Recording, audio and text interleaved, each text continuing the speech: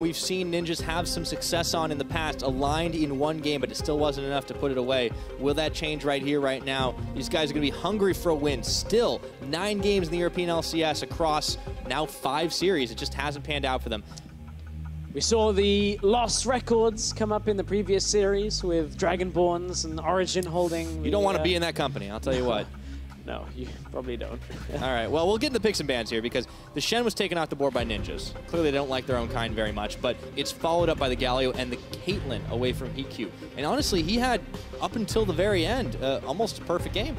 Yeah, HeaQ was doing pretty well. Unfortunately, in that one team fight at the end, got caught by Febiven, deleted, and down goes the game. So at this point, Rakan taken off the table means that no Rakan-Xayah duo.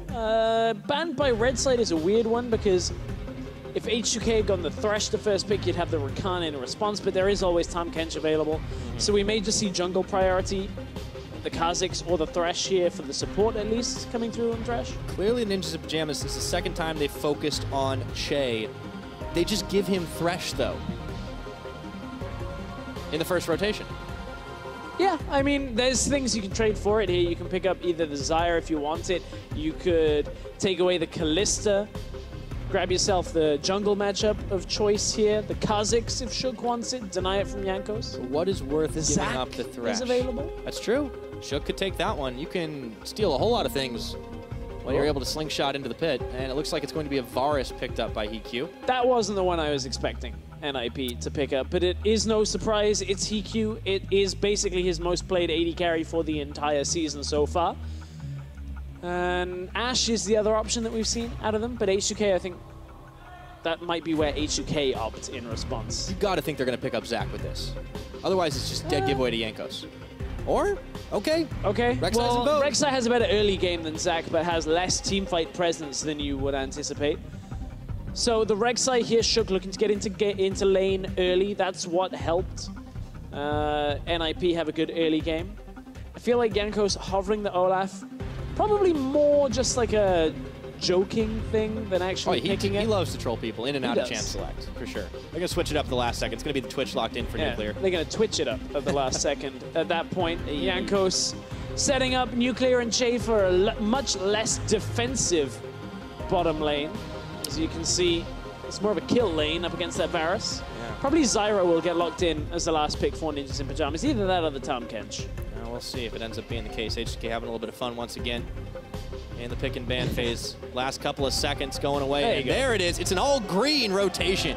So we got 2 junglers very good at getting through into the lanes out of unorthodox places. We'll have to watch Jankos and Shook throughout the early game of this. And NIP, we saw this in game 1. The Rumble working very well into the Gragas. Flame Horizon came out from Prophet, and that means that they're setting themselves up in the same kind of situation. You can now ban away top laners, try and take away any advantageous matchups, and then NIP can focus themselves on getting Prophet ahead again. Yeah, but it was nearly a Flame Horizon in the mid lane as well, as Febiven was just equalizing that gold differential up in top, down in the mid. And we'll see if Ninjas in Pyjamas tried to deny him some more picks. The Cassiopeia was already removed once. It is again. No ban yet from H2K, 8 seconds left. Taking the time about it. This is Zyra we talked about being banned away. Varus Zyra, one of the strong matchups. If they do ban the Tahm Kench on the second ban here for phase 2, likely leaves NIP to just pick a Braum into that bottom lane. One of the only other champions remaining that typically is played into Thresh, although you can play a lot of things into Thresh. Yeah, that's a good point. I mean, Thresh is obviously one of those champions that's always going to have a skill matchup for himself. So as the last ban comes in on the NIP side, it's going to be the Orianna trying to deny Febiven from doing that damage. It's very tense. Yeah, really. They're taking their time on these. Yeah, H2K utilizing a lot of the time they have, as you were alluding to. So if it's not a Braum here, what else do we see banned out? Maybe a Syndra or the Corki taken away from Nagne. Maybe that's another pick to take away so that H2K have themselves a more comfortable blind pick. But it's a Talia. Okay, so what are they planning on the H2K side? So it makes some more sense to go with support here with either Tahm Kench or Braum, and then utilize your last pick for Nagne, get himself a decent matchup. H2K may go Syndra, in which case you just pick Corki in response, is decent. You could also pick a LeBlanc and pick Corki in response. Pick Corki and then pick anything that you want. Still basically loses the matchup, but you don't have to lose it too bad. Yeah. All right, well, let's see if H2K end up going with the Syndra as it's been left through the entire time here. We'll see. Good old Febiven special. Had himself a revival on a number of champions, of course. We already saw him flash a couple of fun ones from back in the day. I don't think we'll see in the Xerath today, but you never know. No. With that Talia ban, it means Nagne can't be Lord of the Pit, but Lord of top lane, perhaps. Odoamne, yeah. Well, he can make his own matchup. cage. We'll see how that goes. I mean, this could be a ridiculous team fight. You put somebody inside that cage, they are not going anywhere because you've got a Zac, you've got a Thresh, you've got, in 10 seconds if you want it, the Syndra. That's the irony, though, is that we might have some weird interaction here where Jankos tries to absorb 3 people out of a Camille and one of them stays inside. That might be a bit of a weird one. Well, we'll see how it all goes down, but that is going to be a real interesting fight for H2K as Febiven does get his hands on the Syndra, and now it is just left to see what Nagne is going to choose to counter it. It's not going to be Mundo or Xin Shao, unfortunately. It's going to be the Corki. Yeah, all right. We talked about it before anybody had locked anything into mid lane. It just is such an unbelievably strong pick right now. And you can see that NIP, they theoretically are looking to get profit ahead like the last game. Have Nagne maybe not fall quite so far behind.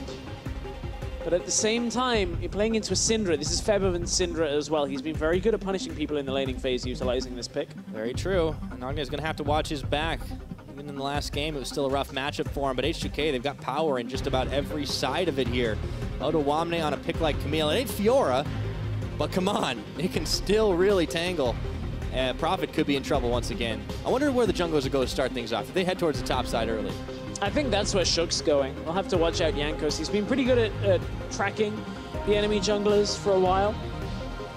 And as we head into game, I think you got to look now. Chei, the roaming potential once again. It's harder to do on this Thresh, but you've got some sense of roaming towards mid lane. You can hook in lane, try and get yourself a kill, and then see whether Odoamne can gather with the rest of H2K. Not quite so clear-cut compositions. Well, it wasn't so clear-cut of a game from the H2K side. They let NIP back into the game on a number of occasions. And even in the early game, it went their way. You can see Jankos having a last-minute pep talk with the team, trying to get the boys all focused, ready, and fired up to take this 2-0 victory and come right back after their real rough loss against Fnatic earlier in the week. Can they do it? Can they close this one out in a 2-0? If you believe so, go ahead and hop on LOL Esports, at LOL Esports, I should say, on Twitter. Hashtag H2KWin. But if you believe in the ninjas in pajamas, well, you know what to do. We're already in the game. H2, what were those hashtags again? Because you didn't say NIP win. I didn't. You got me. Yeah. Bamboozled. Yep. Every once in a while, as we start up on the game, a whole lot of Doran shields. I remember you can only pair those with 1 potion now. A little balanced. A little bit more balanced, although we're still seeing HeaQ build it on Caitlyn in the last game. I'm like, build it Oran's blade. Trade more effectively, but it's okay. Of course, still the sustain is great. It's just not quite as overpowered as it was when you could buy 2 potions with it. Chei, nice. An easy dodge away. Nuclear's going up mid, though. Let's see what he's able to spot anybody. Looks like no. But the rest of H2K are kind of waiting and baiting around here, see if they can get a jump onto Shook. Yeah, H2K kind of trying to deny one of the more common stats that we're seeing here. Corki goes over, helps the Rek'Sai on Raptors, puts the phosphorus bomb over the wall. You get a faster clear. You're much healthier. That's what NIP were looking to do, but unfortunately won't be able to do it quite as effectively. Whoop. Oh, Chei can't dodge that one. Sprattel wins the level 1. Unfortunately, though, H2K had to drop away from that Raptors, so actually NIP are going to be just fine. As they can help out with Corki, but they've seen it. Well, say what you will about the teams, but the sports are definitely having some fun. Get to see 2 pretty quick early clear junglers here in the Zac versus the Rek'Sai, but it's bottom lane where we're going to see a lot of the trade. I'm kind of hyped up for this trade. No kidding. It's a Braum lane, probably not going to get a kill at level 1, but let him dream. Yeah, sorry, I'll let the crowd have fun. Oh, man. Well, if they get enough stacking on those arrows, you can always get a play going. But Nuclear and Chei, This is an explosive lane. Not for the laning phase, for the team fighting, but they should have no trouble surviving. We've seen them hold their own. They did it last game against HeaQ and Sprattel. There's no reason to believe they can't do it again. I really want to keep an eye on the junglers, though. This is going to be the focus of the early game. You said early clear, but also the ability to get in the lanes and have an impact. Check back in on bottom. HeaQ gets flayed. Here comes HeaQ. Uh-oh. This vision is based on movement. Oh, sees the wolves. Steals the whole camp. Wow, that victory for bad, HeaQ. Man. One level advantage on the jungler. Okay, so HeaQ has given Jankos a hard time, not once, but twice here in this game. But checking back in with the mid, it's Nagne, who's once again falling to the might of Febiven. And that's the problem, is now HeaQ hanging around denies Jankos his ability to get onto the blue buff. But Jankos, maybe you can smack him around onto that blue buff. Oh, trying to get the kiss with the blue buff. Unfortunately, though, that aggro's the blue buff onto Jankos. Febiven's the first out of lane here, so HeaQ does have to be a little careful, but I think they're just going to back out, reset themselves on this one. That was a bit of a wacky early game. A little yakety sacks in the jungle right now. Blue buff going to reset, and HeaQ is going to be right there to absorb it as Jankos has to chill out right back in the base, so he's going to be set behind from the get-go. This is really annoying for Jankos. HeaQ lands bottom lane. There we go. They're trying to go in here as Nuclear getting a few stacks of poison out, takes in the lantern in, looking for HeaQ, but there's still a heal there up and available for both AD carries. Just some early trading. Yeah, early trade, but H2K come out ahead of that. HeaQ's used his health potion. Sprattel's used one of his already, so that's all we're going to track throughout these fights. Oh, Chei. Those pesky minions just getting away. Yeah. Finally, HeaQ grabs the blue buff as a prize. Doesn't, however, defend his own. So yeah, all that might go to nothing. You can see Sprattel actually is now leaving the lane to try and defend it, but it's way too late. Yeah. Chei's here, so they see this one coming. Sprattel's actually going to go ahead and take the blast cone over the wall, and now he might be able to defend. Jankos could be caught up here. HeaQ and Nagne are coming in. He's going to get the smite down. Can he make the getaway? Stands on top. Not enough. Yeah, easy play out from H2K to equalize what NIP were doing. And you see, for all of the time that HeaQ focused on the top side, to some extent, Jankos is not too bad. He is still down in experience, but look, Febiven roams out first. Ooh, has to flash. Away from the scout of the week. Yeah, this is a lot of testing that NIP are trying to do up against H2K. But Febiven recently flashed as well, just before that exchange. So that is actually an opening for NIP. If they can get back in there, get the tunnel underneath Febiven and try and land that knock-up in the middle lane, that might be an opening. Yeah, it's always the chance. We haven't really talked much about the top lane right now. It's been a relatively quiet affair, all things considered, but last game it was the center of attention to kick things off, and now Odoamne is just easily trading it out with profit, but you got to be careful how quick you go into a rumble. Yeah, you Flames do have to doing a lot of damage. Do have to obviously dodge around that heat. It was adapted not too long ago in the patch on 7.12. The heat drops off quicker. The reason Febiven flashed was a gank coming from HeaQ in the middle lane. We then saw the tail end of that. Yeah. Junglers continue to find each other in this game, but no early kills just yet, just a lot of attempts. It really just seems like they've been a little half-hearted, though. Yeah, nobody's been all that committal. Yeah. Considering HeaQ spent about a minute in Jankos jungle. Last game was a little bit all over the place and a little bit wonky to begin, so it seems like these teams aren't too keen to kind of go all at each other. I mean, Jankos, you got to think he's having a better time than he was last game. Really got to take a look at how he performed in the first 10-15 minutes up against HeaQ. And, you know, it was okay, but he had a rough start. Yeah, both junglers kind of on the bad end of a lot of trades in the last game. You can see the HeaQ had the gold lead at 15 up on Jankos. For this game, it's experience that is a little bit more impactful. HeaQ well ahead of Jankos when you look at the route to level 6, about a third of the level at least. But it's Febiven trying to make the first roam. They know that he's here. Prophet knew Febiven was out of lane. Puts that control ward down, is able to defend against any kind of play. Keeping it nice and safe.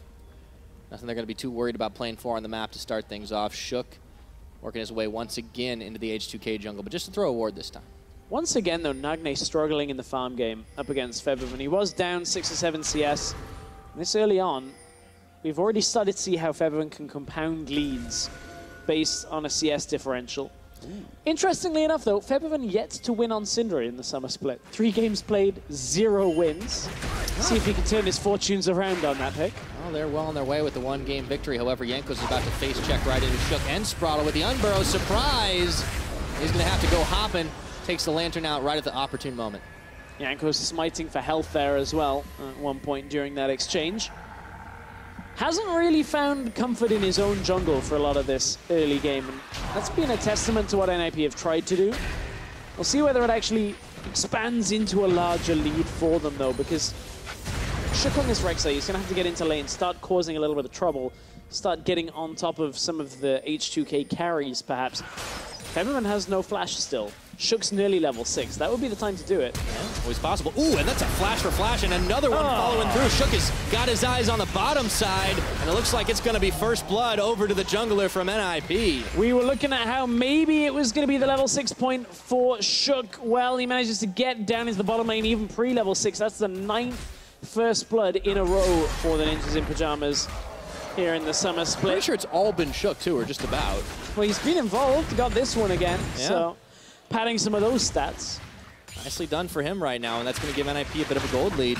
That was a really, really quick just flash follow-through from the Ninjas. Yeah, and they caught Jankos a little bit during a farming period up on the top side of the map, so it meant Jankos wasn't there in actual fact to respond.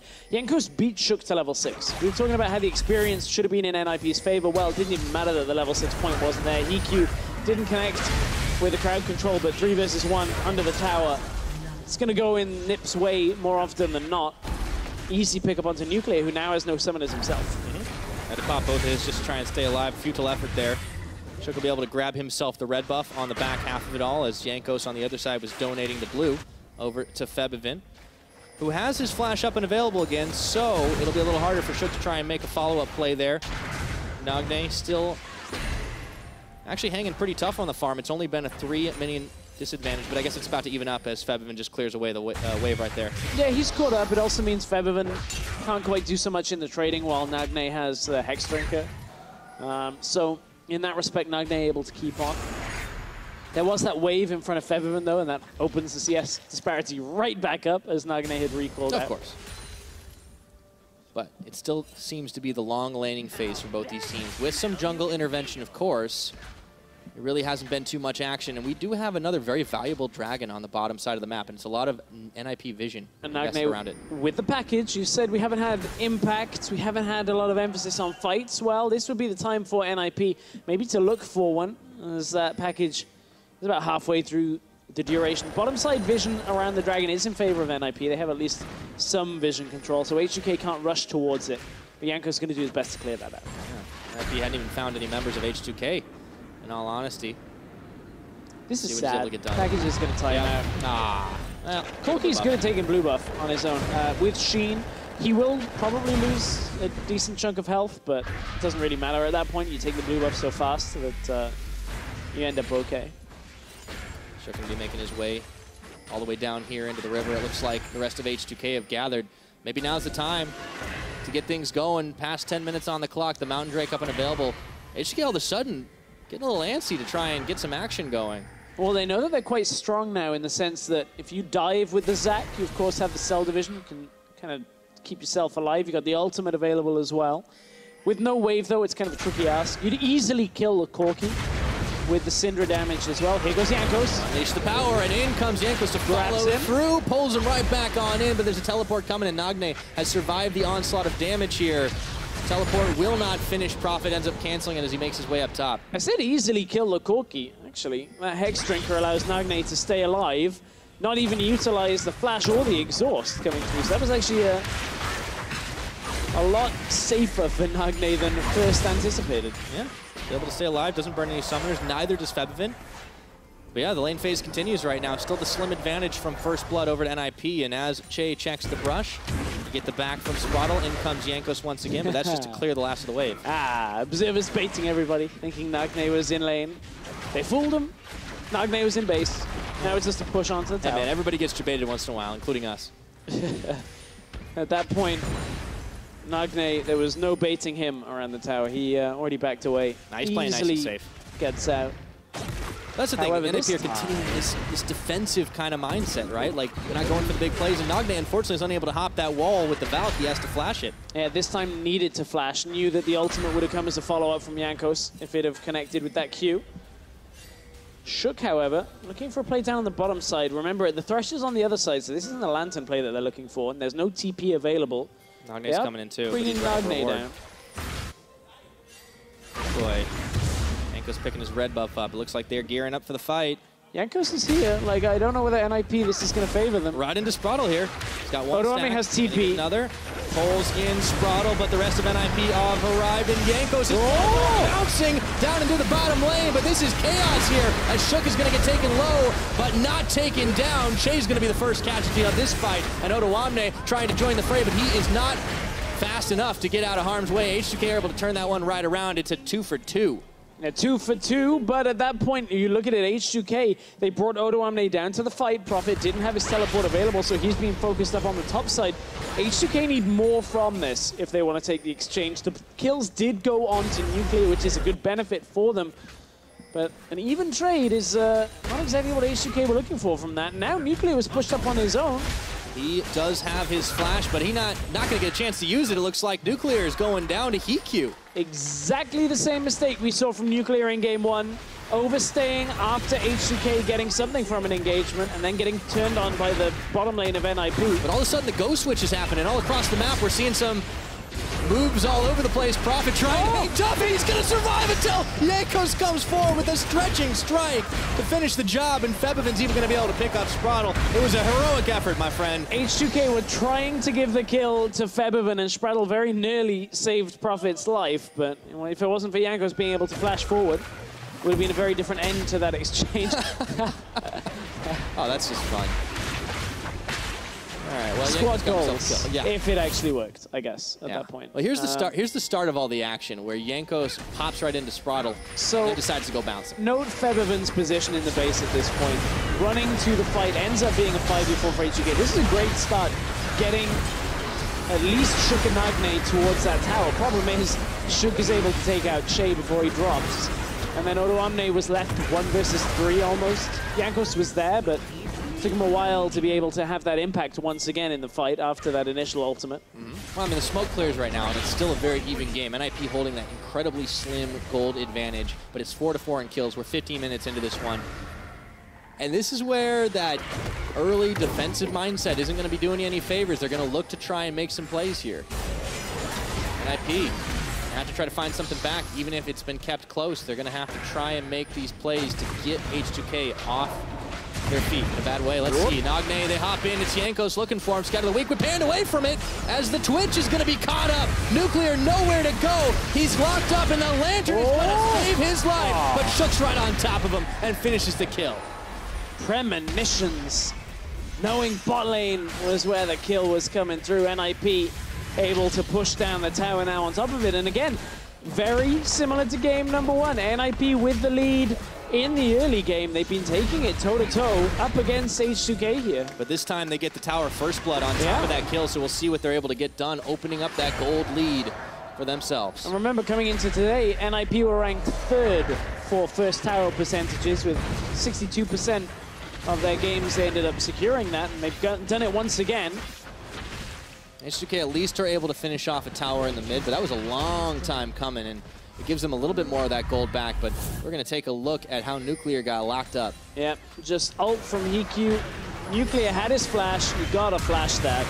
And if he does flash, Chei has Lantern, it would have been an easy escape for H2K, but this has been something we've seen from Nuclear a couple of times. Yeah. Not flashing some of the more telegraphed crowd control. I don't know what it is. This has happened a lot. Yeah, a little bit odd. Sometimes maybe just a little overconfident going up against the likes of HeaQ and Sprattel, but NIP have been focusing on this bottom lane a lot more this game. And it's been to the detriment of the H2K bot lane. And I feel like HeaQ was in a position in the last game on the Caitlyn that he could have carried, but Febiven found him in the team fight, took him out, and the game ended in favor of H2K. Don't know whether I am quite as confident on the Varus. It is one of HeaQ's favorite champions. Well, he hasn't died on it yet either. really only went down at the end there, but Jankos was looking for him to try and pull him back in. Instead, he has to take the Lantern escape. Didn't like that one. Weird little noodly arm. Flies back away. Yeah, HeaQ was almost touched by the noodly appendage. We know what church Jankos goes to. I suppose we do, Devin. I suppose we do. Hey, I live on the internet, all right? I mean, we are broadcasting on the internet. I'm pretty sure somebody at home records on a VHS tape the EU LCS and is playing it back, and they're like, wait, what? I don't think that's how VODs work. I'm pretty sure. I have it on good information. Okay, now here's your top lane focus. Odoamne is going to be able to sniff that one out from a mile away. Meanwhile, Jankos and Nuclear going to be easily going to clean this one up. Mountain Drake going over to them was 18 minutes before anyone even looked at it. And NIP kind of lollygagging here around this river, not even thinking about going for the Rifts Herald. H2K are, after picking up the Mountain Drake, there's not a whole lot for them to do on the map. They're going to try maybe and defend topside, but it's so low that that tower will just end up falling over quite quickly. I don't think NIP need the Rift Herald to make this play. No, but NIP are going to be able to go up to this top side, finish off this tower. It seems like it's just a game of you go here for one objective, we go there for another. Back and forth it goes for a little while, but H2K seem to be the team that is starting this off. And the thing is, look, nobody from H2K has gone to collect bot lane yet. Now Nuclear's caught. And that looks like Chei is going to get fired down, but not fast enough as Jankos is going to hop in. Teleports a plenty here, but it's Febiven who's going to draw the first kill in this fight, and HeaQ gets pulled right back into the team, into the waiting arms of Nuclear as Shook trying to make his great escape, but Odoamne says, oh no, you don't! Nagne, get over here! And he's going to be fired down. A double kill now for the Camille, and H2K just opened up a serious can of killing the hell out of that team. Yeah, playing Protect the Flubber at the end of that fight as Jankos was able to divide his way back into life, and now they push on towards the tower. It looked to have been a good catch for NIP, but the fight turnaround comes from H2K. They have a lot of crowd control, but you have to balance in the team fight. Looked like it started out the fight catching Nuclear. Turns out Nuclear ends that fight basically with full health because it was Chei that was the one that was really in danger. Yeah, you're right. Using just about everything on the Thresh, and they didn't even get his health bar all the way down to size. So still, once again, very close on the gold game, but H2K, they've turned the lead in their favor. Now it's just shy of 20 minutes, and there's an easy-to-take tower up top. They can go back, reset, finish it off again when they like. And here was how it all began.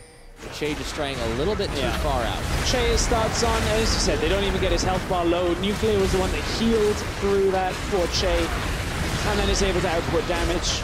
Jankos, again, this is the kind of crowd control that makes it difficult to turn a fight. And Odoamne able to follow forward with that flash. Everything going the way of H2K for this fight. It's been a good early game for NIP, but there's always these one or two fights that they just don't seem able to balance. Don't seem able to get the other end of with that win, and it kind of holds the game closer perhaps than you think it should. Yeah, we've seen H2K have a few moments where things have just gone not quite their way, but it looks like this might be one of those. Even though it was Shook going in onto Chei, they've turned it around damage-wise, and in comes Jankos flying through and pulls Sprattel and Shook together for the kill. And Nagne trying to make the hero play, gets flayed back, caught up on the hook, a double kill for the Twitch, and Nuclear is having a blast this game. Once again, Jankos is coming in, and fortunately this time he couldn't save the life of the rat. And this time Febiven nowhere near the fight on the second half, meaning Nuclear doesn't have anybody else to output some damage there. Jankos no passive, remember, but able to slingshot his way out of the fight. Meanwhile, Odoamne is just doing this thing. Yeah, just pushing down. Didn't have TP, couldn't get to the fight, but nevertheless, H2K still somewhat holding even on the fight basis, but now NIP.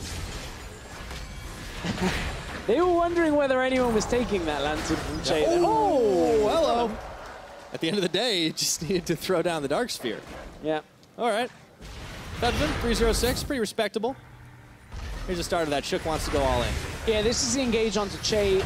The ult does not land from HeaQ. And unfortunately for NIP, the ultimates are back available once again for H2K. Good equalizer through the fight means Nuclear, as he's trying to kite forward, doesn't have a whole lot of range of motion in this fight. Prophet eventually gets through the fight, is able to put the damage down, and despite Jankos kind of trying to body block, it doesn't really work against the Flame Spitter. Just roasts everything, boils that water. It's kind of Kind of gross. Just a little bit. Not as weird as SKT Zach's going to be, because that's weird, where it's just like, eats a bit of himself. I don't want to think about it. That's gross. All right, H2K. I mean, this is where the lead starts to get out of control for them. They've got the map control. They've got the vision. They can keep pushing around. It seems like NIP, this is more of the classic type of game that we see from them, where they're okay for the first 15. They trade a little bit, and then it just starts to fall apart. Game 1 seemed a little different because they held it so close for so long and had some better fights. But now we're starting to see the messiness. Now we're seeing them tag teaming in and trying to go all in on one guy, blowing all their ultimates and just not getting anything as a result. HeaQ goes in with the tunnel, doesn't find the kill. Nagne tags it on the back half of the fight and doesn't get anything. Prophet gets one. That's about it. Yeah, NIP been trying to just fight as hard as they can for this entire matchup, and unfortunately, it might be a similar gold graph again. Yeah, well, I mean, this one's nice and flipped because H2K are on the blue side. Yeah, but the shape holds true at NIP, even to a head. This is maybe one of their larger leads that they've had, but still, it's starting to kind of turn around in H2K's favor. Here comes another fight. Jankos wants to go in this time. He gets a stretching strike on to Nagne, but can't find a partner for him to dance with. And Odo's coming around the backside of this. Red carpet gets thrown down by Prophet to cut off the rest of H2K. And that will be the disengage now for the Ninjas. And NIP didn't lose anybody yet. Odoamne trying to jump forward into the fight, but it's all about vision control at this point for H2K. They have enough wards up on the top side to be able to at least move freely between the jungle, the river, trying to deny NIP any chance of contesting objectives, but it's bottom side that they're really committing to as the Drake is about to spawn. Yeah. A lot of members of NIP up on the top, but you can see they're a little scared. They don't want to start anything off. Clearly not strong enough to take out the Baron on their own, and Jankos and Nuclear can just tag team on the Cloud Drake, give themselves a little extra movement speed, try and get these fights set up a little faster.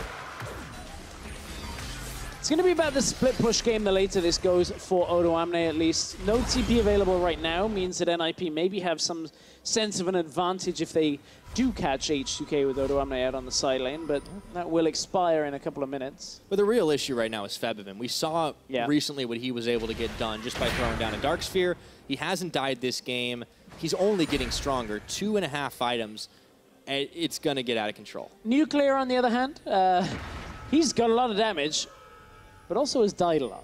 So if he survives through a fight, gets that damage out with that 5 kills that he's earned himself, that should be all they've written for NIP, but he has died quite a lot, and that can't really be afforded from H2K's standpoint. Yeah, I mean, against a team like NIP, maybe you can get away with it a couple of times, but we got to see them stepping that up, cleaning it up as they go up against tougher opponents. But for the time being, they still got their eyes on the prize for this one. Jankos goes in, but not far enough does he stretch. Yep. In the end, Chei has to lantern him out. Couldn't find the engage, and it feels like this game has become quite repetitive. Jankos throws himself at NIP back away, Jankos gets chunked low, Jankos recalls, Jankos comes back onto the map, tries to throw himself at NIP, and NIP back away. I hope one of these attempts for either team is more successful in the next couple of minutes, because this game's starting to dry up when it comes to some of the successful fights. Yeah. Well, at least NIP proper attire for a snoozer. Well, see if here we go again. Jankos going in, and they get the hook this time, and oh, they pull everybody together. That's going to be a whole lot of damage, and Jankos says, let's go bounce, and I think you like it. Nuclear cleaning house on the back of it, but it looks like Prophet's going to be able to get at least one kill in the end. Nagne tries to be the hero, but it is just not enough. Prophet, as the last man standing, is going to try one more time, but the hook pulls him in for the quadra kill. Nuclear's huge. Wins the fight without Odoamne even being there. Means H2K split their focus, but do it well enough. Jankos gonna have the assistance now of the 9-kill Nuclear. Baron buffs going H2K's way. This game has gone full into their favor. Oh man, dive 4 times, a couple in lane just to give the enemy team false hope, and all of a sudden, rat-a-tat-tat, spray and pray. I don't care what you call it, but that was sick. H2K able this time to find the engage. We talked about needing to find a more successful one. Well, hook on to the stretching strike out of Jankos was enough to catch everybody, and it's scumbag Jankos. He started the fight. The first kill went his way. Yeah, it wasn't intentional. Yeah. We said this was going to be all about Febiven, and he just goes down because Prophet was right on top of him. We also said if Nuclear stays alive, he's the one that will win the fight for them. And he stayed alive, and he won the fight for them. Quadra kill goes his way, significant amount of damage. Wouldn't be surprised if that was like close to 9,000 damage from that fight. Okay, well, it's still a lot. Hey, we need to wait a little while, then we'll get into that level. It's only 28 minutes. Remember, the last game honestly went a lot longer than we usually expect from the Ninjas Pyjamas. Shook going in onto Jankos. Scout of the week. It's going to stop him in his tracks. But the teleport's coming in for Prophet right now. Jankos wants to go bouncing into the tower, and Redemption keeping him healthy for just a moment, but Shook picks up Febiven all the same. Chei is going to be able to finish off Nagne. Actually, it ends up being Nuclear who gets a kill himself. Jankos pulling everyone together with the last tick of his health bar.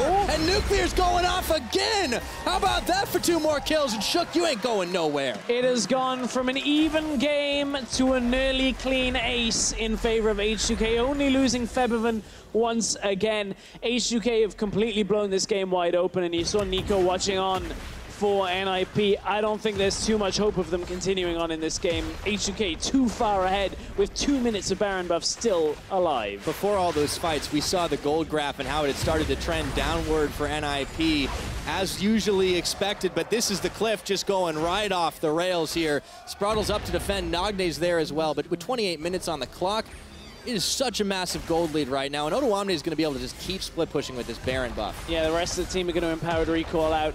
Odoamne will take the tower down.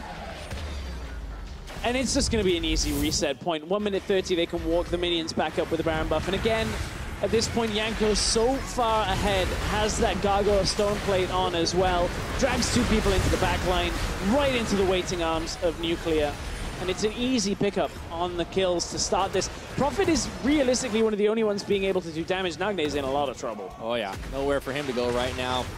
They have to rely on falcing away from danger, but there is no escape route for you. Nagne is going, and gone with legendary Nuclear, 13-4. Looked like Jankos actually blocked the Valkyrie on the way out of that. H2K just styling on NIP now. Yep. That's a 1v3. Chei doesn't want that at this point. They're not styling that hard yet. No. No, you need some time. I mean, you could see the item difference is huge at this point. Jankos has his Gargoyle Stone Plate. He had picked up his mask earlier on just to try and keep himself. This time, yeah, Chei wants it. Now they got the teammates in, and Jankos is going to hop into the party. Odo joined in the fight as well, and Febiven starts it off by taking down Prophet. Nuclear is unloading all of his damage for a double kill, and that's like that. There are no NIP members left. Clean ace. 30 minutes on the board, and boy, was this a different kind of game. But in the end, it is H2 what? H2-0, baby.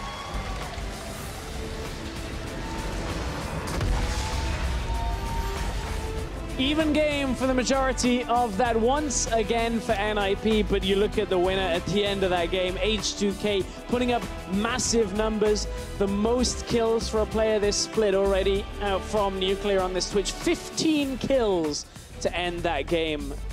H2K looking a whole lot more convincing at the end 10 minutes of this series than anything else before. Yeah, I mean, Nuclear is kind of an allegory for this game. He goes from 0 to hero, and all of a sudden, everything lines up right. The Zac goes in, he pulls in 2 members, Chei pops his ult on, and everybody's stuck in the box, and it's shooting fish in a barrel for the Twitch.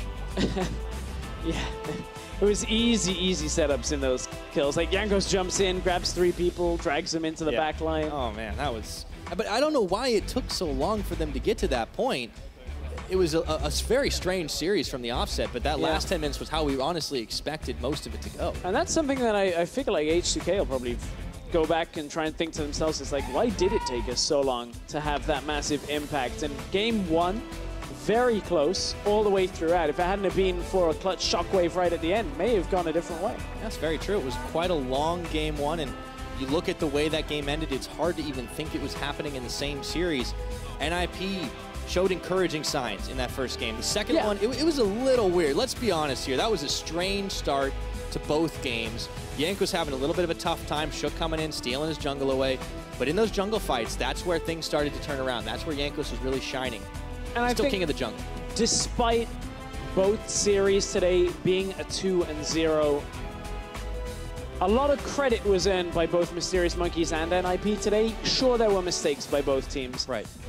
But looking at their opposition, Fnatic, H2K, You anticipated that these would have been clean 2-0s without much contest. Can't be said. NIP, for the first 30 minutes of game 1, first 20 minutes of game 2, actually holding an even game. Generally looking quite clean, setting up some fights for themselves. Well, you see that some of these lower tier teams do have the ability to kind of hang tough for a while to make trades. Even in the first couple of weeks, we were seeing that they were still making mistakes even then, but holding on. When everyone was still trying to figure out the way the meta was going to be on patch 7.10, et cetera, you know, you can kind of forgive that. You can think, whatever, all that stuff's kind of going to happen. But now, even weeks on, we're still seeing them fight it out. There is no team that is just not doing anything. It's lying back and taking losses. And that's great to see. And that's interesting for the rest of cross-group play now, where we're going to see the likes of an NIP versus, you know, one of the middle pack teams, maybe versus a Vitality across group from them? Or is it Mysterious? You put me on the spot. Yeah, I know.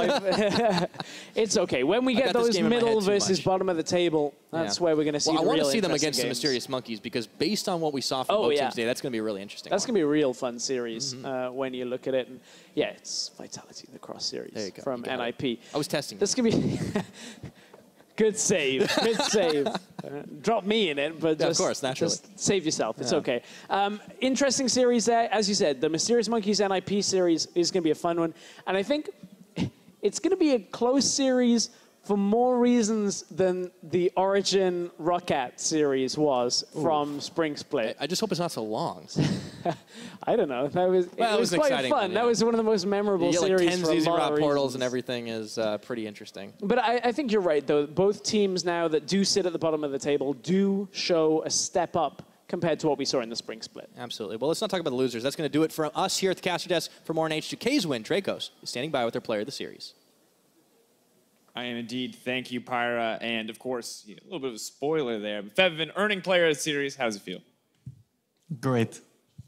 Love it. So much detail. Absolutely love it. Of course, coming into this matchup, I feel like H2K was the clear favorite, but in the games, a lot of them felt pretty long. A lot of them felt pretty back and forth. How did you feel overall about the team performance?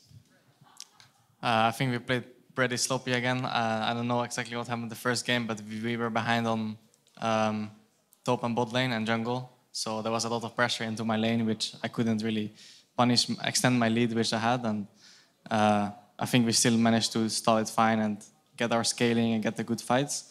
And the second game, I think we were, one kill down as well, but I think we had pressure most of the time on the map, and I think it was fine with the picks we had, because we had Zac, Twitch, Syndra. Our scaling is just insane. So. Were you surprised in the draft phase to get so many of those picks, to kind of get the optimal matchup on the top side of the map, to get the Zac in the jungle so late as well? Yeah, it was kind of weird, because usually people don't hesitate to pick Zac because it's really OP champ. But yeah, we already saw that they pick Rek'Sai over Zac, so it's just free. And we had priority in mid-top jungle, so we're just better champs, I think. Definitely worked out for you guys. Still get the 2-0 at the end of the day. Now I'm curious, we look back earlier in the week, Series versus Fnatic. I don't want to go into too many details there, but I'm curious, because you talked about sloppy performances again today. What do you think is the biggest struggle right now for H2K in terms of competing with top teams? I think it's really weird, because I think in scrims we play really aggressive and we're really confident and stuff. And then yesterday, when we played against, 2 days ago when we played against Fnatic, we were playing really scared, and I felt like our drafts didn't really enable us to come back in the game, because we had champions that are not that good from behind. So yeah, it's just weird to see us play really safe when we are playing really aggressive in scrim, and I think we just have to get more confident on stage with doing the plays we do in scrims, and yeah, then I think it's our biggest weakness now. In the past, H2K has always kind of been a team that's been so close but never quite been able to make it to the point where I think naysayers of H2K say you guys kind of have a tendency to choke in these high-pressure games. Is that something that you're very aware of as a team? Is that something you feel like is fair to say, or do you feel like there's more there and that might not be the case? I think we already showcased choking and playing really scared in playoffs and for example, games 2 days ago. And I think it's good that it happens now. I think the games right now, even though we are third in the group, we just want to get to playoffs and we want to get to the finals. It's as long as we get to playoffs and we get ready for playoffs, then I think that's all we're going for right now, even though We want to win every game. It's not always the optimal if you can learn from your losses and be stronger in the playoffs. Definitely makes more sense to prep for the long haul rather than the immediate future. Well, final question. We've seen Mysterious Monkey put up some good fights today, as we mentioned earlier. NIP doing pretty well at some points in the big game against you guys. Do you feel like the bottom teams in the LCS right now are better than what we saw in spring? Because it seems like, though they're still not winning games, they are putting up a lot more fights than we saw in spring split. Yeah, I think for sure. Like, I think the bottom teams has improved and the top teams has become even better. So it's kind of like a fight. So there's still a really big gap between the top teams and like the bottom teams. But I guess the top teams can fight each other and the bottom teams can fight each other. And then we still have a nice season, right? Definitely exciting to watch so far. Well, congrats again on Player of the Series and your win for H2K. Thank you so much for taking the time to talk to me. That's going to do it from us. So now all that's left is to send it over to Shox and the post-game lobby.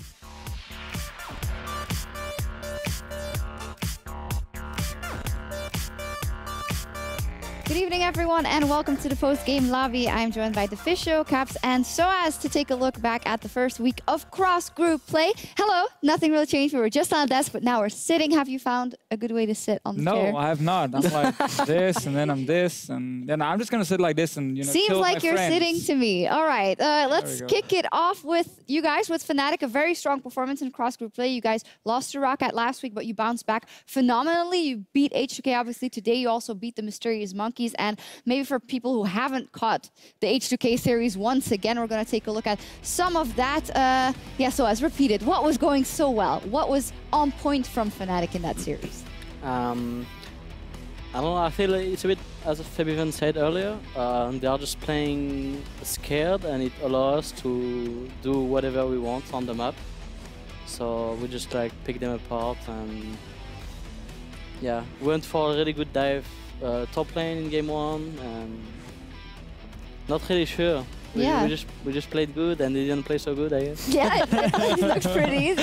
Caps, how much does your Corki have to do with the crushing victory? I mean, I think game 1, I was just laning mid on the first tap and then I saw 5-0 cannon. So, I mean, I guess in the early game at least, I felt like Jankos was constantly invading our jungle. So he was actually trying to do some proactive things, but they weren't able to do more than just invade our jungle and get some camps. So once we saw the opportunity, we just went for a bot play, and instead of getting a few jungle camps, we got a few kills, maybe a turret, and it turned out that that was more work. So. Yeah. I have to ask. Yeah, go ahead. Because Corki builds, we've seen different ones. You're the only player to build Play the Ruin King second. Why? We saw Tem do it in Korea, and always copy the Koreans. So simply just copy the Koreans. Okay, so when the next Korean builds IH second item, then Caps is gonna change too. All right, cool. I mean, I play a lot of Corki games in solo queue, and I just went for whatever I felt like did more damage. And I tried every build pretty much. Like I tried so many different things. I tried AP, I tried everything. And I really felt Blade did the most damage. Proper research. I wonder which Korean played Orianna, Rod of Ages, Nashor's Tooth. Oh, yeah. Faker? Maybe we're missing something. Hey, from scrims, From scrims.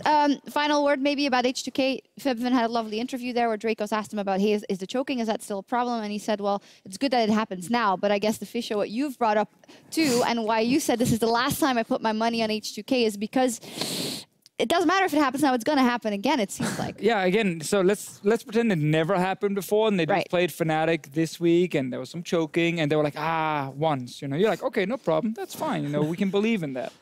When it's happened multiple times, as you just said, against other top teams last played quarterfinal, fun enough against Fnatic as well, 3-0.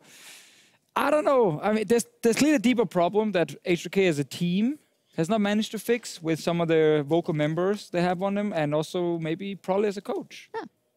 Possibly, but does it all matter? They were the only team. They were the best performing international team last year at Worlds. They got to the semifinals. It matters if you want to do that again. Yeah, it does matter if you want to do that again. So, well, we'll see if that happens. But Fnatic, for now, they are the kings of the castle in terms of EU LCS. And we want to talk a bit about Rekkles. And earlier, Deficio also took a deeper dive into Rekkles' cannon and what makes it tick. For the full breakdown on the electric yordle, hit up youtube.com/LOL eSports. You guys can check that out later as well. Deficio had a whole rant, very informative rant about why cannon works for you guys or not. So I want you guys to tell me now. First up, Soaz, obviously, you're always often in combination as Shen with the cannon. Why is it so special for Fnatic and so important? I mean, first, I don't think Rek'Sai is the best cannon on the team, but... Oh! It was me, or?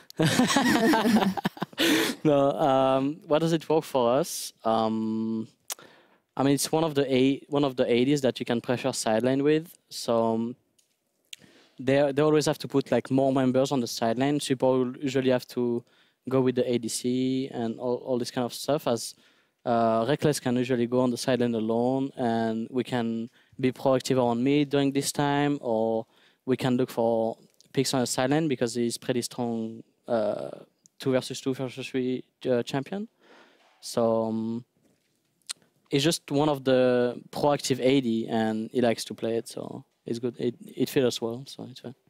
How did this playstyle start? Because like obviously Spring Split, you guys early on were trying to play like every other team in Europe, and then halfway through, Nico the Pico was no longer on the team, and it was like the players took control, rioting all around the Fnatic house, and then suddenly, did you guys just in Scrim just started playing like split pushing AD carries again, and it just clicked, or?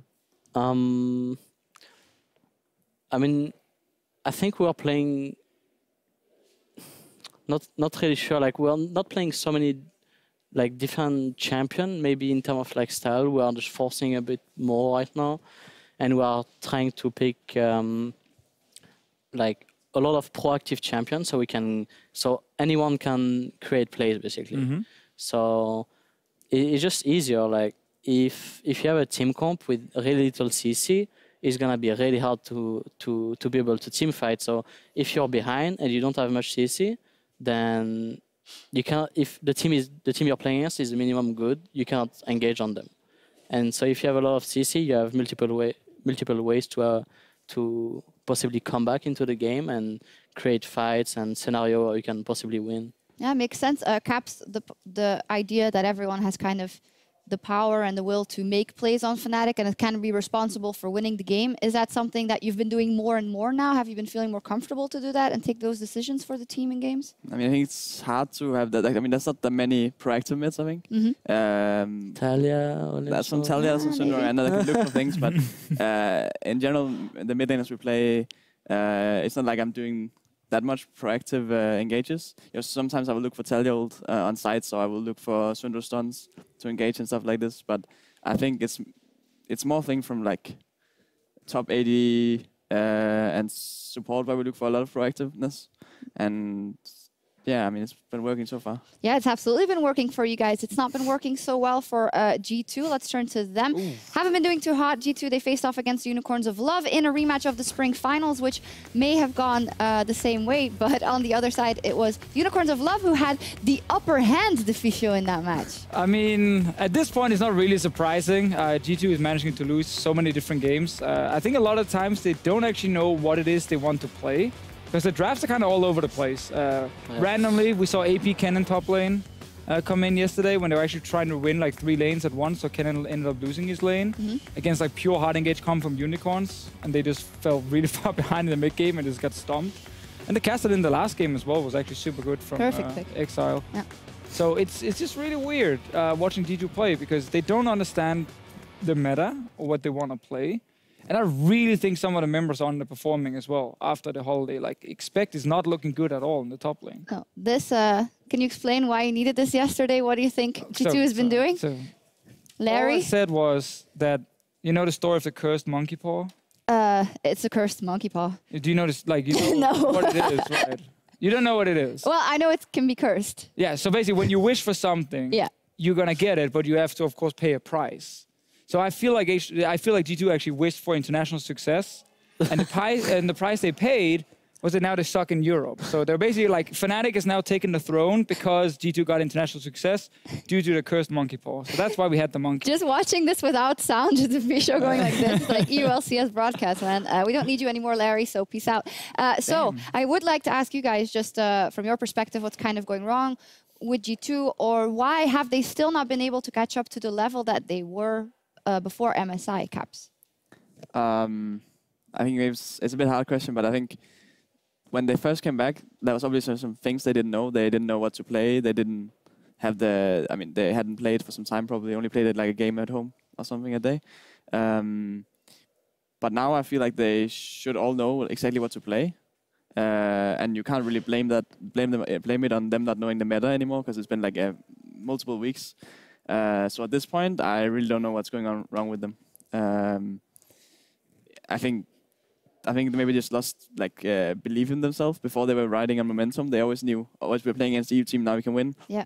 But now they came back, and they lost to us. Then they lost to Misfits, I think. And then in the beginning they said like, oh, it's just the picks. But now maybe they're just beginning to believe, oh, maybe we're not as good as we thought and stuff like this. I'm starting to doubt. How bad can the kind of doubt be when it creeps into the team so as? I'm not really sure. I don't think they are like adapting too well in terms of picks and bans. Like as I was saying earlier, in terms of like picking CC, like in the 2 games they played against UL, that 0 CC. They're having Kha'Zix, Rumble, Lucian, and so when you pick this sort of comp, if you don't win early game or like get bottom turret or you get like a big advantage by laning, then you will not do that much, you know. So I think they're playing like before they are playing the same thing sort of, but now it just feels like their macro is not as good as before. Maybe other team catched up. Maybe they are just simply worse, and they cannot just win out of macro game anymore. Do you guys think there's another team in Europe who can kind of reach the level G2 showed at MSI in playoffs? Or do you think now that we just have to accept that maybe this G2, for whatever reason, is just not going to be there, and we just lost like a top team? Or can Fnatic maybe get to that level? Well, cannot know. Caps? I mean, it's hard to say, but we obviously play very differently from G2 and what they did last split as well. So if we were to go for a run like G2 did, it would be a different kind of run, I think. I see. So a better one. A better one. Better one. Win the final, actually. Win the final. Beat them. So let me A more ask exciting one. a more exciting We final. wouldn't be happy after one win against SK2. Damn. Let me ask it in a different way. Is it still 100% certainty that G2 wins the final and becomes the summer split champions? Like they have for the... No. No. So that in itself, I think, is a pretty big statement because we wouldn't have doubted it. We didn't doubt it for the last year and a half, right? So, or? I mean, obviously the first split that came in, we didn't go like G2 is going to take this. But I think summer split, they were pretty heavy favorites for most of it and obviously won every single series. Spring split was the same. So yeah, I think this is probably the first one after they kind of took over the #1 seed in Europe where we can go like, we're getting a little bit concerned, but I still think they have plenty of time to catch back up and be ready for playoffs. And if anything, it's super exciting. Let's take a look at the standings after the rough start to the split for G2. They've given up a lead to Fnatic in those standings. So you guys are steadily in #1 in Group A, and then H2K and Unicorns of Love are tied for first in Group B. Is there any other surprise for you guys outside of Fnatic being at the top? That probably isn't a surprise for you guys. Fnatic has a loss. Yeah, Fnatic has a loss. I really wonder what happened in the Rocket series, actually. The Kingslayers. Yeah. Mysterious Monkeys and Ninjas in Pyjamas, they're at the bottom, but I feel like we've seen some good things from them. Mysterious Monkeys with the new members. What did you guys think? Can they climb up over Vitality in Group B? I mean, I will need to like rewatch the games, like our games, to see. I mean, they gave us more difficulties than like most of the team we played. I think even though we lost versus Rocket, it was more like we lost to ourselves. I felt like more than them playing any good. Third game was a bit different. I don't feel like we were really into the game, but yeah. I think Monkeys played actually much better today. They have the potential. They have the potential, yeah. Classic caster comment. They have the potential to be great. Buzzword. I think Kig is an amazing. I think Kig showed some pretty good things. I actually kind of like the Aatrox. I know obviously it's a really cheesy pick, but I think it actually made sense. We don't like the word cheese. It's a cheesy It's a strategy. pick. It's a cheesy, okay, fine. It's a different strategy, but I think the pick was pretty good. Amazing performance, was a little bit up and down. There were some good moves, some bad moves as well. Maybe he wanted to prove himself really hard in that game. But they just got like, they actually got really close certain times and they ended up hurting themselves. Like they get 2 Barons and they got 2 negative Baron power plays where they got Baron, lost the fight to you guys, lost like multiple towers, and then they got a Baron again and did the same thing. At least they got Barons. They did get Barons, and I think they showed some pretty cool things that I think for some of the other games, like I actually think they can take games off some other teams now. Yeah, I think so too. But, well, the top teams, Unicorns of Love and Fnatic, you guys, in my head, you're both aggressive, so then easily it's like, oh, they're playing the same style. But Senkux was actually bringing up yesterday, no, it's actually a completely different style because Fnatic is much more focused on the split push and getting advantages in a different way besides just the team fights. And they were of the opinion that Unicorns of Love yesterday weren't going to win the series simply because they only have one style and they always play the same style. So I want to ask you guys about how strong do you think the Unicorns of Love are at their style, and will it last them this time through to possibly make it to the highest ranks of the EU LCS? What do you think, Caps? I mean, every time we play against Unicorns of Love, at least in scrims, we haven't really played them that much on stage. But every time we played them in scrims, it's always the same, where you see Hylissang and Suxe running down mid lane and jumping in on me with Zac and some blitzcrank. And it's really frustrating for me as a mid laner, at least, to play against, because I've never seen that hard camp as Unicorns does. And I think maybe that's a bit of the difference, where they play a lot around mid. And we play a lot around side lanes and pushing the sides. They're really good at just grouping mid and, yeah, and just engaging, you know. Yeah, the underestimation is still there though, always, for the Unicorns of Love, isn't it? I mean, kinda. It's just because they play so different and it takes many risks in the gameplay.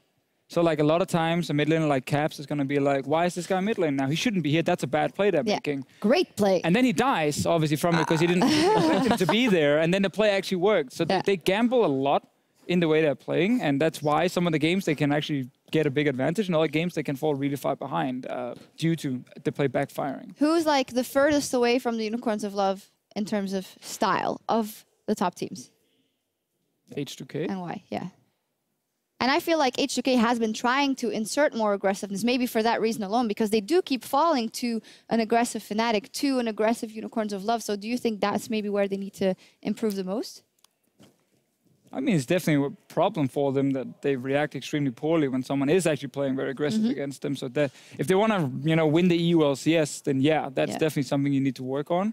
I mean, they're saying in scrims they're doing the same. They're playing super fast and like trying to make a lot of plays. I don't know if you guys are scrimming H2K a lot and if that's true or not, but that's what Febiven just said in the interview. Yeah. Clearly not working on stage. They do play differently, I think, in scrims. I mean, I can only see from my point of view, like, mostly like jungle top, but I feel like jungle top play a lot of defense in scrims. And I mean, I personally feel like Odoamne play a really defense when I play him in scrims and when I play him in LCS. Is he more aggressive in scrims, or? I mean, he will tend to be like more proactive. Like in LCS, it feels really easy to read him, or like what he's gonna do or what he's thinking. But I mean, I guess most teams are playing differently on stage. Again, compared to scrims, because in scrims, people will always go for like more risks. And when we went to come down to the later blocks of the scrims, and like almost more and more risks. Does Fnatic have the best scrim record in the EU? Oh. I think we should stop screaming, actually. Stop scrimming. Probably like a blacklist a little bit from time to time. Oh, no. Is it so as a... It's SOAS. It's always SOAS. I knew it. It's always been like Timo top running down. Yeah, it's always that. All right. It hurts my heart when I hear about European scrims, because it's so often just like people doing really dumb things and then they don't do it on stage. So they don't actually get anything like, from the practice. It's like, oh, God. Well, we'll see how that evolves also for H2K. And as we move on, we've also seen some big performances in the mid lane over the first 4 weeks of the summer split. And Caps, you were kind enough to share your power rankings. Caps making a list. Wait, who's first? And then there we go. So you put yourself first, which is nice to see. And then second, NukeDuck, which is already a point of contention. Perks, Ferry, Power Vivo, Senkux, Exile, Nagne, Betsy, and Koski. So first up, why do you think you're first? Or why do you rank yourself? I mean, I think it's always hard to do a ranking, right? But I just feel like when I play the other mid laners, there's not really any mid laner in particular that stands out right now. And I think the top, like with last bit, there was Perks who stood out, and every time you played him, you could feel it, right? But right now in the top, there's not really any mid laner that stands out. And I saw NukeDuck stand out against some of the other mids, so I thought he would be really high.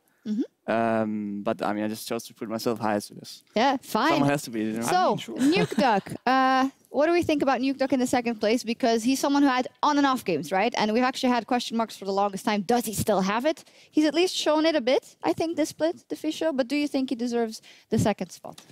I probably wouldn't put him second myself, but I would have him in top 4. I think he's very underrated by the community because they often remember some of the bad games that NukeDuck can have, and he has been somewhat inconsistent, but there's actually a lot of games where his team is just losing around him, and he's doing extremely well in his own lane and getting early kills, and kind of the only guy making sure this team can actually get into the mid game and not being just out of the game already. So I think he's playing well, but I probably would personally put him under Perkz and Febiven right now. Would you put Caps on number 1?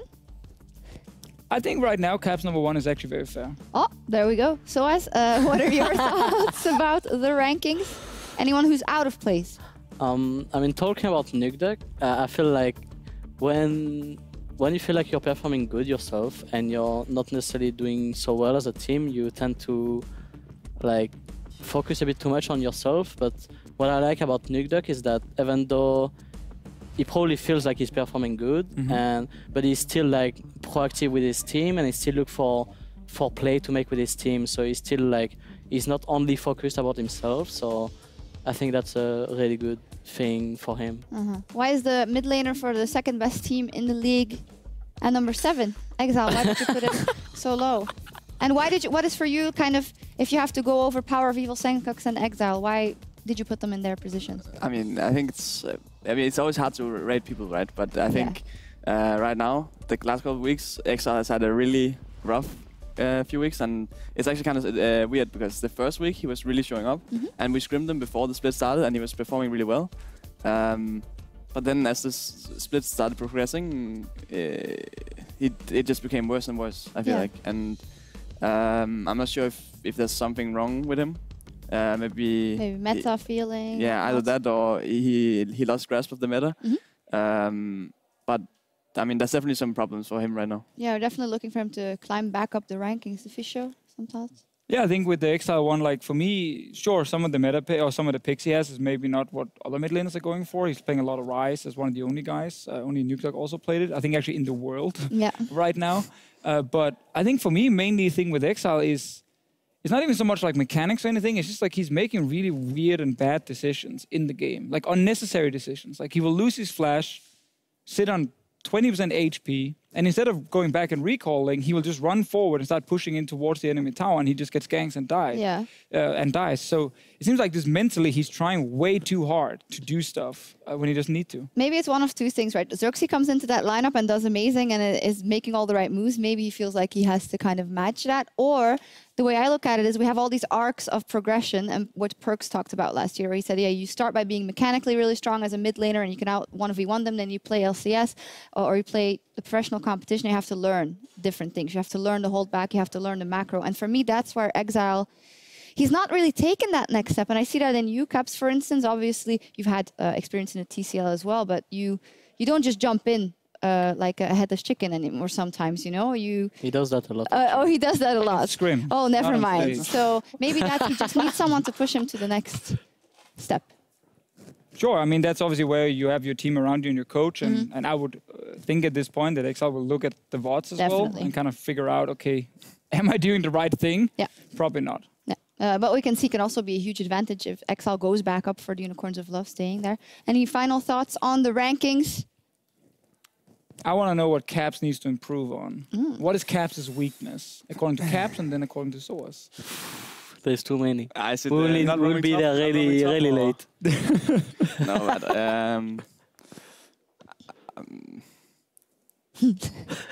Perfect player. No, but I mean, it's hard to, I hate saying like flaws and strengths, you know, but sure. Because you can always just say like, I need to improve on everything, you know.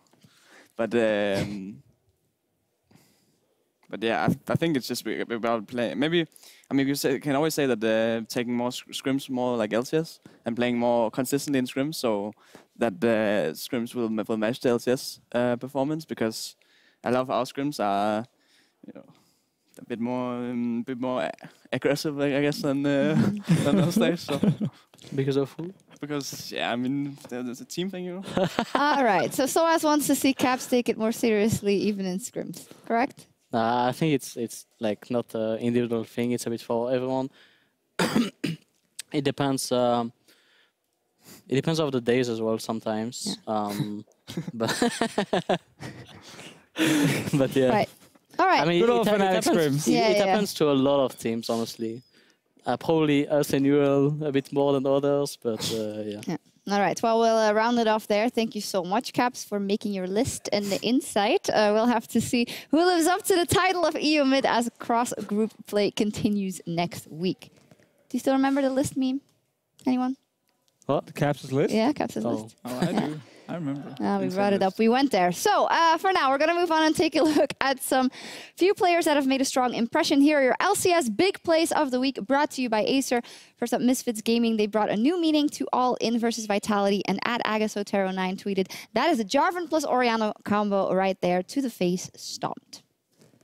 The theory is that you get a lot of extra AP onto those auto attacks. I still feel... Oh, as Cattleshot gets grabbed. We may not be able to answer that question. Shockwave on 3! Rachel Fisher comes down. The baby cage locks in Vitality. They can't escape. It's a double kill for Power of Evil. Yeah, what did you say, Caps? I just said, imagine if we didn't have Nashor's too, then maybe the Shockwave would hit a bit more harder, you know. I saw a few autos in there. Yeah. No? Adding some value. Don't hate, they won. They won the series. They're placed really highly. It was actually a pretty sick wombo combo. It was. And the best part about that replay is that if you just keep running that replay, you actually get an even better play. Oh, yeah? The Blitz. Oh, the the signal. Blitz, exactly. So better Blitz than you then, SOAS? Yeah, for sure better Blitz than Jesse's. Yeah. Then Jess, I was asking about you. Yeah, all right. Well, funny thing, in the same game, Ignar, he pulled off an insane Blitzcrank hook. And @MCFan95 quickly drew the comparison to a certain big name support. There we go. SOAS. There's no flash. I slow. Oh! I was so bad. Nice! Oh!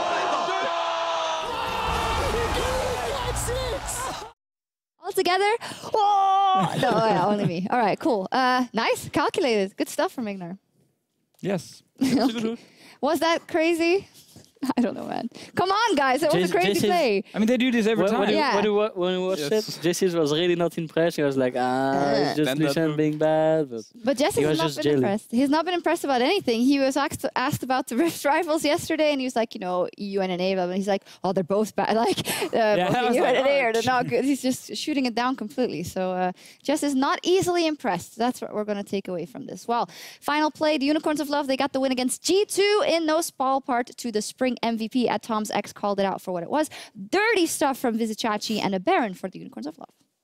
So there's no safe wave clear. All the ground has been worked, but the fight looks like it may get started off anyway. Teleport coming into the backside. Where's the equalizer? It is what G2 needs, but it may be too little too late. Expect goes wide, gets knocked up. The chain CC comes in. He does not have the items to stay safe, but Mithy has gonna keep going.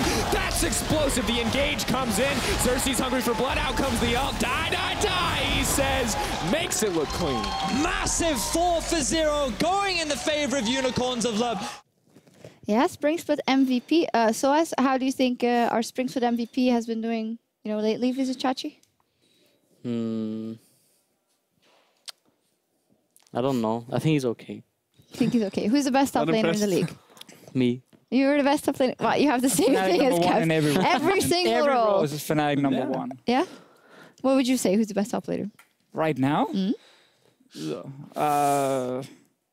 I mean, the sad thing is I almost have to go SOAS. Oh, there we go. He's actually playing really well. Why is Odoamne not there free? Why is Chelsea not there? Why is Expect not there? Why is Alfari not there? I mean, with Odoamne, we talked about this earlier. You know, on stage, very clearly, you're not seeing the same performance as you do in scrims from him. And I think now, due to some of the big games, obviously not going in favor of H2K, it's kind of hurt his performance as well, just a little bit. I think Chachi's had some good individual games, but he's also had some games where he just gets ganked and dies like way too much, which is of course something we've seen in the past from him.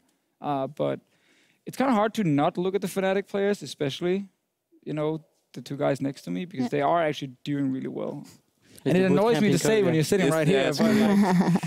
But going to Korea is better than playing MSI. Apparently. Well, that's actually up for debate. Depends if you are stuck in Diamond 3. Oh, someone was stuck in Diamond 3 in Korea? Did I hear this right? I was going Diamond 1, but... Didn't have time. I mean, we had a week, you know. Yeah. Where were you? Where did you end up, Caps? I got Challenger. Last day Challenger. As expected. So did Chachi and Zerxay. Yeah. Duo Q abuse, and I played against him, and he was abusing Zek. Yes. Right. Okay. I played against them a lot actually. In the start, I assume, before they got high ranked. I was the Diamond 1, and they're like Plat 1 promos, and they're just abusing top lane. Both of them. Just camping top. Really good. Yeah, hey, it's a strategy as well. We'll just have it noted that Caps is the best in, in ranked games, is the best in scrims, is the best in his personal list. But now the pressure's on these guys. You know, if someone else comes in and starts beating them on the rankings. Ooh. Now they're all out for you now, so that's what it feels like. Yeah. Oh. Yeah, we'll be back here in Berlin next week for more League of Legends as cross-group play continues with the Ninjas in Pyjamas versus the Mysterious Monkeys, Fnatic versus Splice. Ooh, H2K versus Misfits, G2 versus Mysterious Monkeys, rather. So Fnatic versus Splice. I do want to talk about that one after seeing what you have from Splice, Caps, and how do you think that matchup is going to go for you guys? So we saw some pretty interesting stuff from Splice last week when they played Unicorns. Aurelion Soul God versus Aurelion Soul God. Malzahar, some Kassadin. He got nerfed now though, the Malzahar. Yeah, that's true. So. And then wait, what was he playing Malzahar against? Galio, right? Galio. Yeah. Okay, I thought it was Ryze. I was going to say that I will not blind pick Ryze. So. Yeah. So how do you think it's going to go?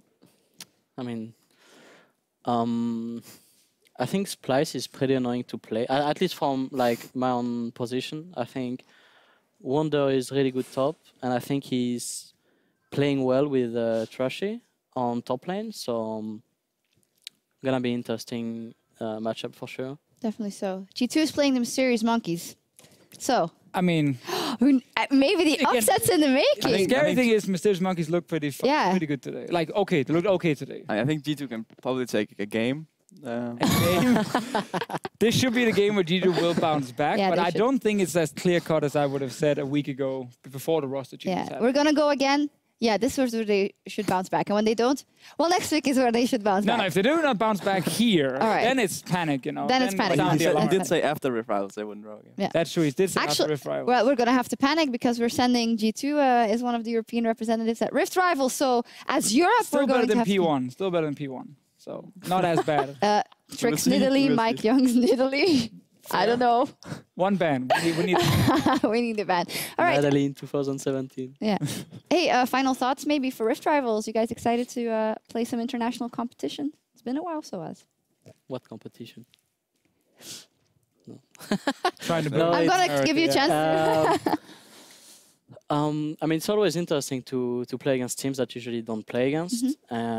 Since it's, I mean, I'm obviously more looking forward to play against Sina and TSM. Hopefully, like we can learn a lot. I feel like it's different for us to learn a lot of things because we are playing such a different style than other teams. So hopefully, we can get as much as we can. Oh yeah, actually, you guys play a very different style, so all you can do is give information in that tournament. That sucks. Well, they can also win the tournament, and all the European fans really happy. Are really happy. Caps, final. Are you excited to play versus Björksen versus Jensen? Yeah, I mean, and the teams ascending, all three teams actually have a pretty hype mid laner, so it's definitely going to be fun. I think those are the three NA mids I would probably play against the most. Pobble is playing really well lately, but other than that, Jensen, Björksen, also Danes. So yeah, exactly. That gives them maybe an equal chance. You know? An equal chance. To get clapsed.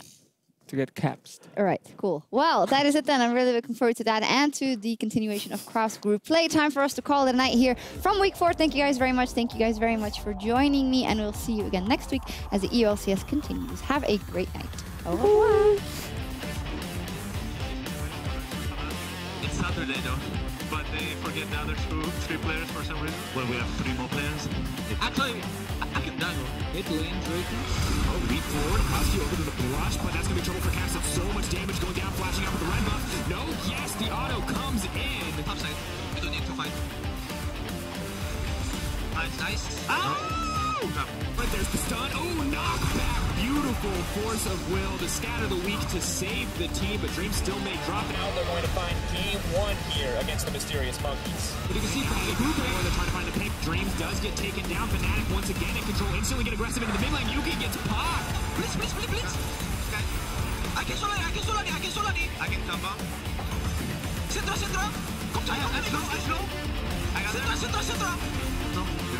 Nice. Can we go? Yes. Back, my corner. No, not your corner. No, mate. Oh, wow. Why didn't I get it? What is this game? What is this draft, by the way? That's gonna be it. Mysterious Monkeys, no match for the snowballing Fnatic. You guys are. Hey, it's Frank. Hey, Frank. Hey, Frank. Hey. Shook is going to tag his way in. There's the axe, and all of a sudden the flame spitter's on. It was all abated. It's first blood. Against the Elder, against all 5 players on H2K. It's going to get a hell of a shutdown right now. They look to take 1-0 in the lead on the series. And then all across the map, we're seeing some moves all over the place. Prophet trying to be tough, and he's going to survive until Jankos comes forward with a stretching strike to finish the job. Oh my god, sir. Come on, bro. HeaQ gets pulled right back into the team, into the waiting arms of Nuclear. As Shook trying to make his great escape, but Odoamne says, oh no, you don't!